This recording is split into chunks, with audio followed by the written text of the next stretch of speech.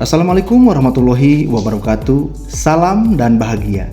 Saya Herlan SPD, calon guru penggerak angkatan 9. Pada kesempatan ini, saya akan memaparkan alur koneksi antar materi pada modul 1.2, yaitu refleksi modul 4P. Pertama, momen yang paling penting bagi saya dalam proses pembelajaran pada modul 1.1 hingga modul 1.2 adalah ketika saya memahami lebih dalam terkait pemikiran Ki Hajar Dewantara tentang makna pendidikan, di mana pengajaran dan pendidikan merupakan suatu kesatuan yang tidak boleh terpisahkan.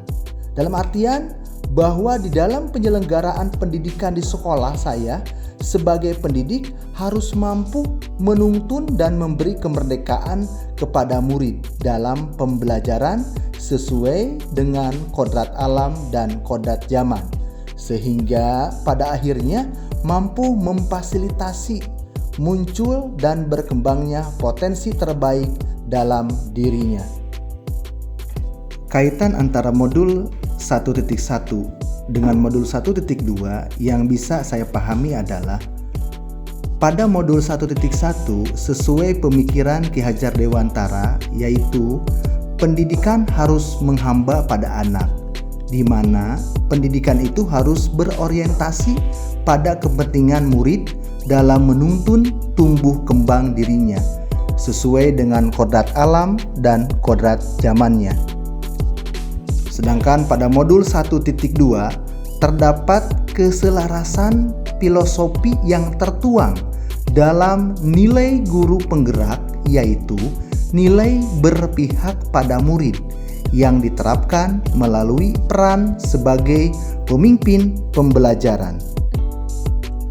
Saat momen itu terjadi, saya mulai menyadari dan merasa bahwa seperti bagaikan seorang diktator, yang mana saya senantiasa memaksakan kehendak, pikiran, serta ego saya selama melaksanakan kegiatan pembelajaran. Murid dipaksa untuk mengikuti segala instruksi dan cara belajar yang saya berikan.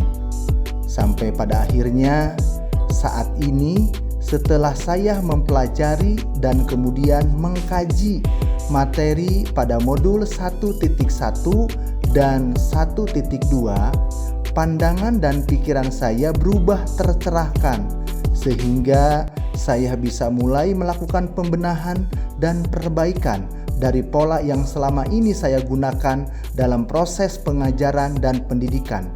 Tentunya dengan harapan perubahannya mampu memberikan kemerdekaan kepada murid untuk meraih keselamatan dan kebahagiaan lahir dan batinnya.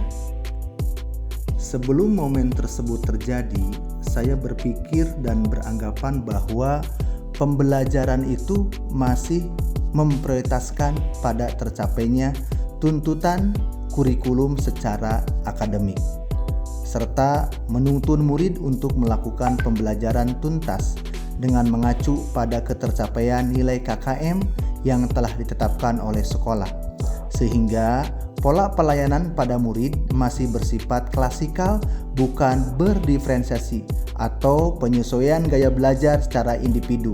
Pembelajaran juga masih dominan berpusat pada guru, bukan menempatkan murid sebagai objek sekaligus subjek pembelajaran. Saat ini saya berpikir bahwa pertama, saya harus melakukan proses pembelajaran secara menyeluruh.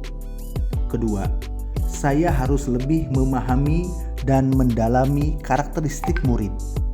Dan yang ketiga, saya harus menjadikan murid sebagai objek sekaligus subjek pembelajaran.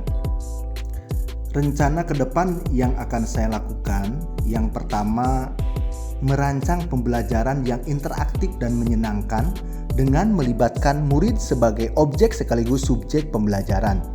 Dan yang kedua, senantiasa melakukan refleksi diri untuk mengetahui kekurangan dan kelemahan serta selalu berupaya untuk memperbaikinya.